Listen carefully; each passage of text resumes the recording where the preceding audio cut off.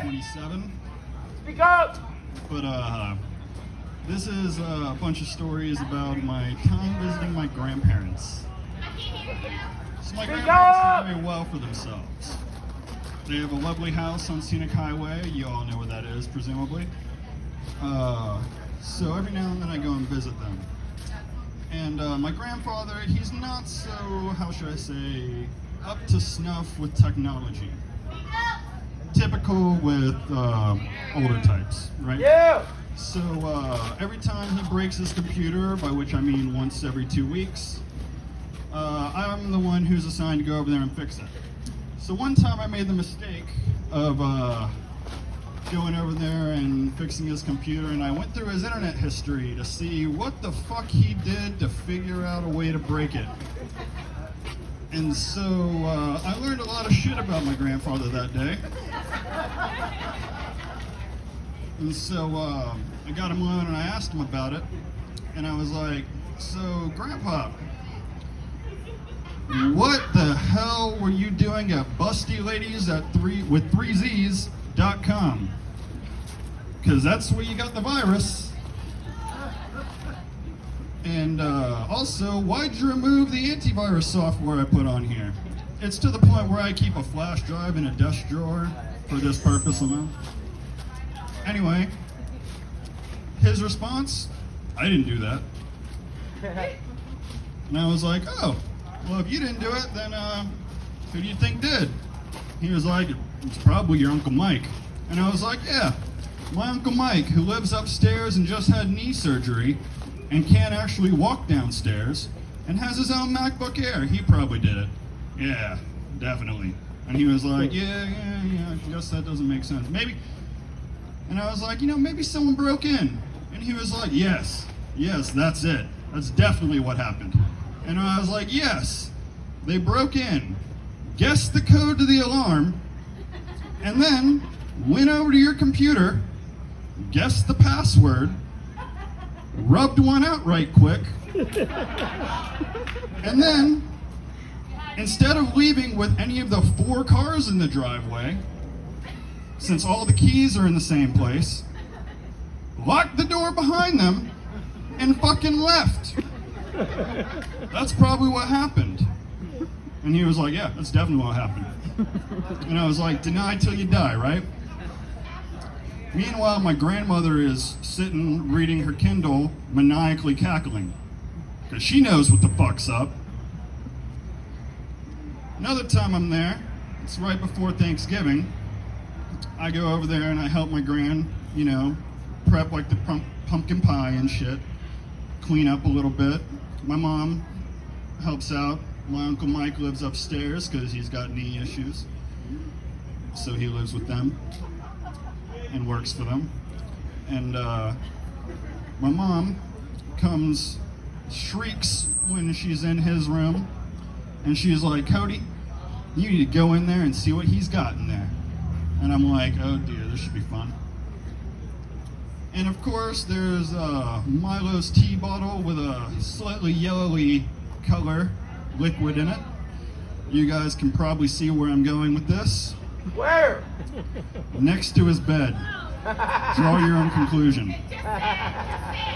Anyway, my mom goes down to my gran and she's like, you gotta get him out of here. He's never gonna find a lady this way. And I'm like, what are you talking about, Mom?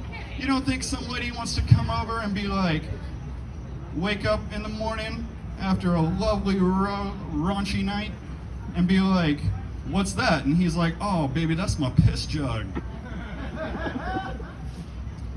So I'm sure some of y'all experienced Hurricane Sally. We all did. So because my grandparents were old, they were born in the 40s, I figured I would go over there and help them clean up a little bit. Scenic Highway probably got a lot of damage, right? They did all right. Only a little bit of, fence being blown down the street and shit. Trees everywhere. Yeah. So I go over there. First thing my grandfather does when I pull up is goes and pulls out lawn equipment, because of course he does. And he helps out for a solid 20 minutes. And once he realizes, oh, Cody's got it covered. Pulls out a fucking lawn chair and a beer and just supervises. You know, because that's a normal thing to do, right? And then spends the entire time criticizing the way I go about cleaning up his fucking property. Because, like, what, am I not doing enough here? Like, I'm the one cutting shit to pieces. I'm the one doing all the shit, and he's like, well, you could have done it better. And it's like, dude, you're the one drinking a Miller Lite in a lawn chair. Like, what do you want me to do?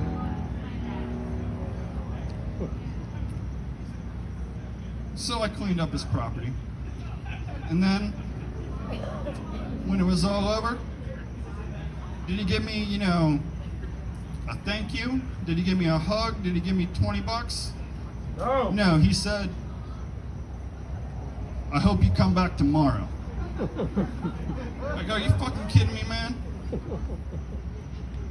And every now and then I go down to his muffler shop and I help out a little bit. I'll change some oil. Fix his computer again because he fucks it up every fucking time. And it's like, whatever, you know. But every single time, he's like, you need to be nicer around the customers. It's like, I don't even fucking work here. You're not even paying me. I'm doing this as a favor because I'm just happen to be here. So meanwhile, next thing I know, I'm welding someone's exhaust together, which I don't really know how to do. I've done it before, but like, I can do it well enough. I'm not like good at it. I'm not certified. Meanwhile, he's like, hey, by the way, keep that catalytic converter. That's worth a lot of platinum. They say they don't want it. It's ours. And by the way, them bitches are under warranty, so we just charged them $250 to get a free catalytic converter. That's a lot of platinum right there. This motherfucker checks the price of platinum every day in the paper. Because he's got only like 1 million of them lying around in a warehouse somewhere. Whatever, right? And he'll bitch at me for taking a shot of his Fireball when I come over there. It's like, what did I do? I only fucking made you like $100 changing oil when I don't even work there. Anyway, that's it. I'm glad y'all liked it.